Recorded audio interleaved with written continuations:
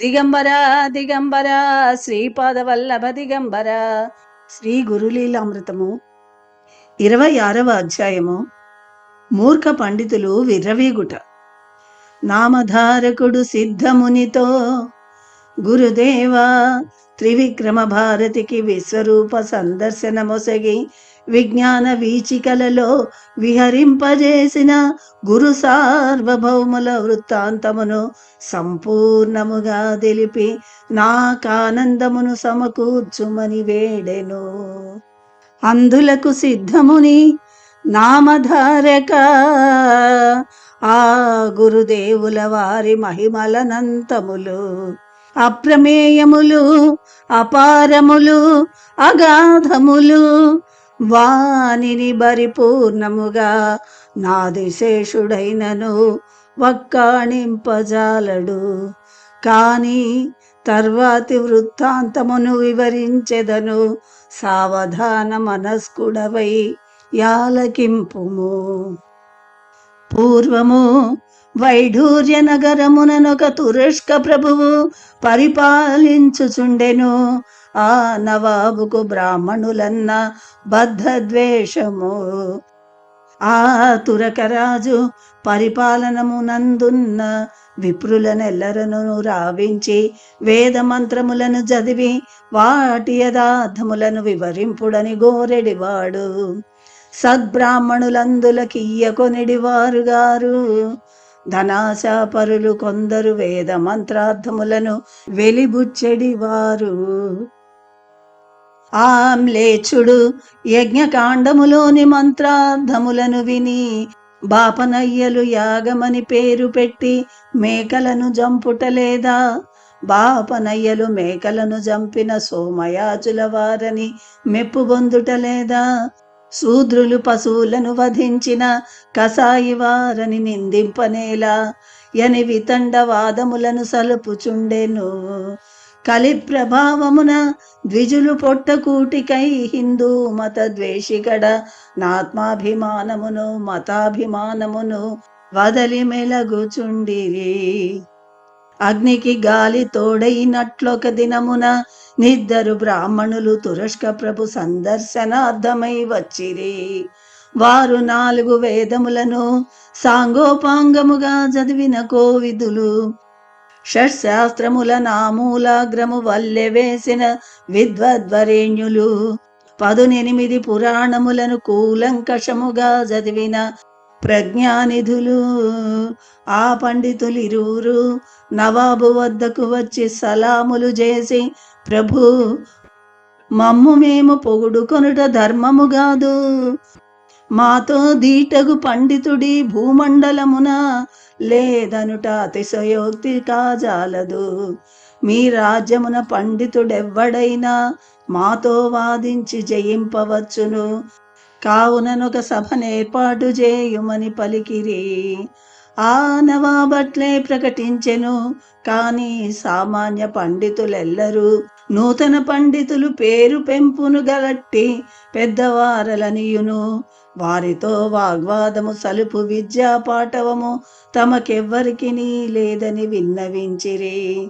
నవాబు రొట్టె విరిగి నేతిలో బడినది. ఆ విద్వాంసులు నిద్దరిని సత్కరించి పట్టు వస్త్రములను పసిడి కానుకలను సంగెను. ఏనుగులనెక్కించి ఉత్సవము సలిపి వారికి అగ్రహారములనొసగి తన యాస్థాన పండితులుగా నియమించెను. విద్యా గర్వముచే విర్రవీగడి విప్రులకు రాజపోషణము లభించిన పిదప వారి కన్నులు నెత్తికెక్కినవి. సరికులస్తులకు బ్రాహ్మణులను తురష్కుని మెప్పుదలకై నిందింపసాగిరి. ఇట్లు కొంతకాలము జరిగిన పిదప నా విద్వాంసులు పాదుషాతో, ప్రభు, ఏలిన వారు మా మనవిని చిత్తగించవలయును. ఈ రాష్ట్రమున మమ్మెదిరించు పండితుడు లేడనుట నిర్వివాదాంశము. మేము దేశ సంచారము చేసి నేల 4 చెరుగులా తిరిగి పండిత లోకమున మాయంతటి వారు లేరని జయపత్రములను సంపాదించుకొని వత్తుము. మా కోర్కె దీర్పవలెనని విన్నవించిరి. నవాబు తనలో తాను దీని మూలముగా దేశమున గల బ్రాహ్మణులకెల్లరకును పరాభవము జరుగునని తలంపు చేసి విప్రుల అభ్యర్థనమును మన్నించెను. అందులకు దగిన సన్నాహములను సమకూర్చెను. ఈ బ్రాహ్మణుల పండితులు పల్లకీలనెక్కి విద్వాంసులున్న గ్రామముల యందెల్లడలను సంచరించి సాటి బ్రాహ్మణులను ఓడించి పరాభవించి జయపత్రములనందుకొని మరి ఒక చోటికి బయలుదేరుచుండిరి. ఇట్లనేక గ్రామముల యంద సంఖ్యాకములగు విప్రులను ఓడించి తుదకు కుమసి గ్రామమును చేరిరి. త్రివిక్రమ భారతిని వాదమునకు రమ్మని సవాలు చేయ నాతడు పండితోత్తములతో నిట్లనియే. అయ్యలారా, నేను వేదములను చదివిన పండితుడనుగాను నే చదివిన చదువులను ప్రదర్శించి రాజాశ్రమమును అభిలషించువాడను గాను వేదవేద్యుడగు శ్రీ నృసింహస్వామిని ఉపాసించుచు నీ ఏకాంత ప్రదేశమున ప్రశాంతముగా గాలము గడుపు నాతో మీకేమి పని? నన్ను మీరు గెలిచినను నది మీకొక ఘనత కాదు. ఓడిపోవుట వలన నాకు ఒరిగిపోవునదెద్దియును లేదు. మీ దారిన మీరు పొండని తెలిపెను. ఆ పండితోత్తములతని మాటలను సరకు సేయక మేము నిన్నూరక వదలువారముగాము. దేశ దేశములందరి మారుమూలల గల పండితులతో వాదములు సలిపి వారి నోడించి జయపత్రములను సేకరించుచున్నాము. అట్టి పట్ల నీవు మాతో నోడిపోయినట్లొక జయపత్రమును మాకొసగిన చాలుననిరి. త్రివిక్రమ భారతి వీరి గర్వాలాపములను విని సైరింపజాలక వీరికెట్లైనను శృంగభంగముగా వింపదలచి, అయ్యలారా, మీతో నేను వివాదము సలుపుటకు మా గురువు గారి ఆజ్ఞ కావలయును. వారిచటి కనతి దూరమున గల గాణగాపురమున గలరు. నా వెంట మీరచటికి వచ్చిన జయమో పరాజయమో తేలిపోవునని పల్క పండితులు హుంకరించిరి. బోయిలు పల్లకీలు మ్రోయ గంధర్వపురమును వారు చేరిరి. త్రివిక్రమ భారతి పాదచారి అయి వారిననుసరించెను. త్రివిక్రమ భారతి నరసింహస్వామి వారిని సందర్శించి ప్రణమిల్ల శ్రీవారాయణ రాకకు కారణమేమని ప్రశ్నించిరి.